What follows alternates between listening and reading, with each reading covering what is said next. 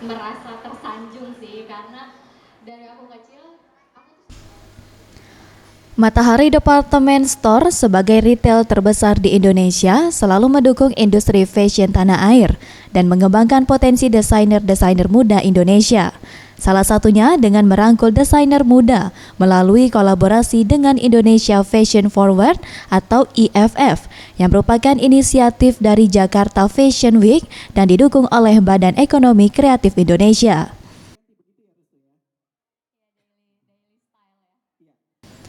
Untuk kolaborasi ini, Matahari telah memilih 3 desainer dari IFF, yaitu Restu Anggraini, Norma Hauri, dan Rani Hatta, untuk berkolaborasi melengkapi koleksi fashion di Matahari. ini bagus banget karena secara langsung membantu desainer Indonesia untuk berkembang, karena bagaimanapun kita butuh support retailer-retailer besar untuk mempromosikan produk-produk kita, karena kalau nggak dari Indonesia sendiri yang membantu, ya kita yang desainer Indonesia siapa lagi kan, dan kita juga kan butuh disupport untuk promosi juga.